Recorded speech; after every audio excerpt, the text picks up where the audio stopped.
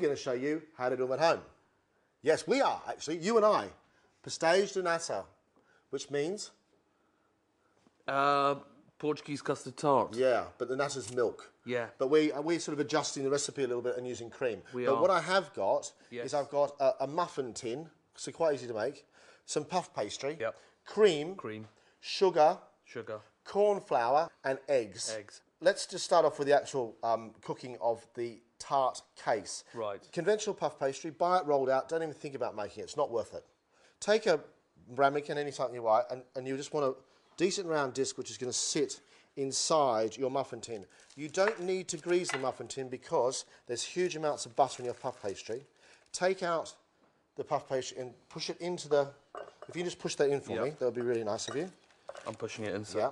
Once you've got any tart like that in a mould, you put greaseproof paper on top, and then really stick it into the corners and push it in so that it doesn't bubble up too much. And then fill it with lentils. Fill it with lentils. Can you use any type of lentils? Yeah, I use dried chickpeas or lentils or anything like that. People go to huge expense to buy... Baking beans, don't they? What for?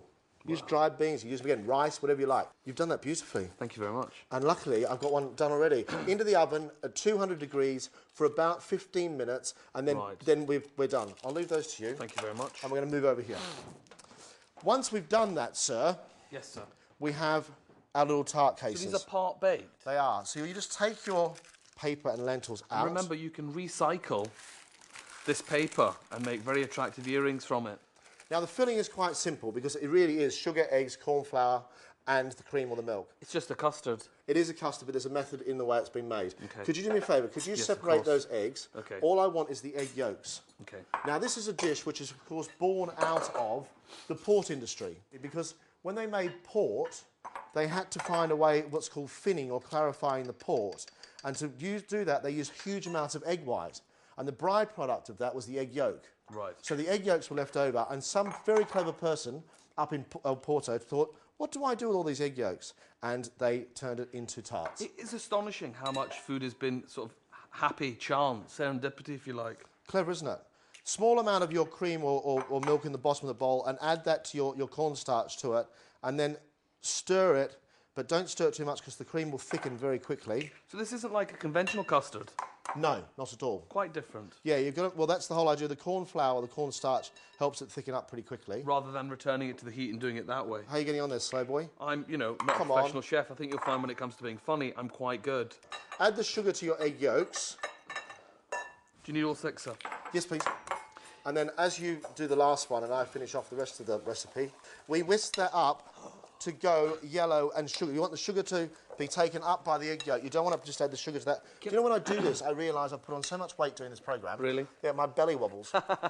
Can I just say I find that very attractive? Do you? I do.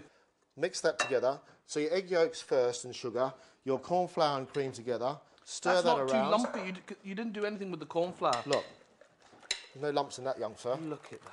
There you go. It's a lovely colour, that, isn't it? Lovely yellow custard.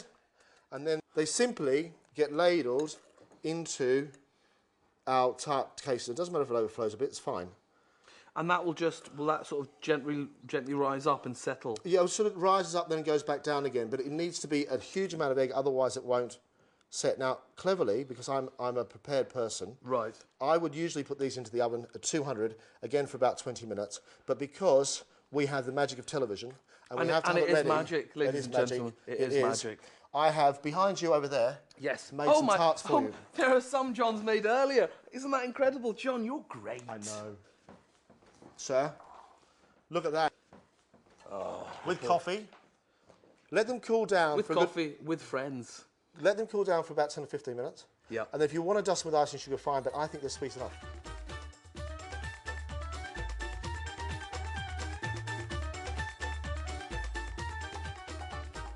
Do you know what, John? In a world of mechanised food production, it's lovely to see something that's so just rustic looking. There's something really appealing about a tart like that. Yeah, I think we all enjoy a tart from time to time. Cheers, sir. Cheers.